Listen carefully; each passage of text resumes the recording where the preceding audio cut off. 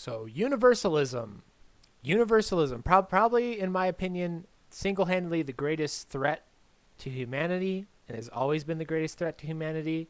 And people so easily slip into it without even realizing that they're doing it. So let me define universalism. The idea that a single system, a single economic policy, a single way of living, a single way of being is going to apply to all situations and benefit everyone and work for the best interests of every single person involved. You see this ideology across the spectrum in politics. And the two biggest offenders of it are both libertarians and Marxists. Not the smart ones. The smart ones understand. But in particular a small group of people within these movements that literally view either capitalism or socialism as the solution to all the world's problems. That every single issue, whether it be racial issues, environmental issues, guns, go down the line, they think that as long as they get this one system, as long as we embrace unfiltered capitalism, or as long as we embrace total pure Marxism, all of these problems will go away, and that's all that matters. To where the issue with this is that if you go to the average libertarian or you go to the average Marxist, hell, let's expand this. If you take 100 libertarians and put them in a room and ask them to define what capitalism is, none of them will agree. If you go and get 100 Marxists in a room and try to have them define like how exactly Marxism will work, how will it operate, what is and isn't okay, none of them would agree. And we know this for a fact, especially on the Marxist side, but it's equally as bad on the libertarian side, that there's like 37 different versions of Marxism. And people go to war with each other over these different versions of Marxism.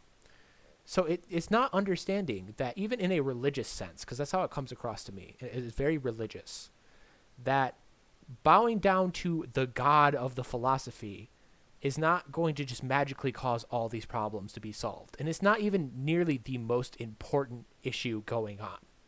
But there's this obsession with it. It has to get brought up. It has to be talked about.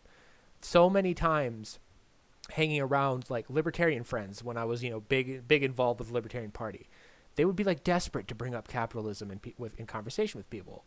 And currently now on my Twitter, I'm experiencing the very same thing where I've made it very explicitly clear that I'm trying to talk about kitchen room, dining room table issues that everyone agrees upon, and that I have no interest in arguing over theory and philosophy, particularly complex theory and philosophy. But there are people that are desperate to have these conversations because it's all they care about. It's the only way they view the world. It's very Catholic. It's very religious. It's very cult-like. It's cult-like behavior to me. And I expand upon that because in a lot of the conversations I had today where I was describing my version of anarchy, which is the way I define anarchy as volunteerism, where in the meaning of that people can live under a capitalist system if they want to, or a socialist system if they want to, or even a monarchy if they want to, as long as the community agrees upon that. It's a very local ideology. And you saw in that thread of me talking about it, both capitalists and socialists saying that things will never be okay until the other is destroyed. Had capitalists say that we'll never have true capitalism until socialism is gone. And you'd have socialists be like, well, I would love to have the idea of a capitalist, living in harmony with capitalists, but the way they work, man, those dirty capitalists, they always expand and they always want to destroy. And to me, like that sounds like almost like racism, like when you go to like super ethno-nationalist like ideology, or like the church even more closely, of people saying like, hey, we'll never go to heaven until all sin is destroyed, and that you must constantly battle sin, and that sin will never be trusted, and as long as you embrace the good and follow God and fight the sin, we'll win. And that's how it comes across to me.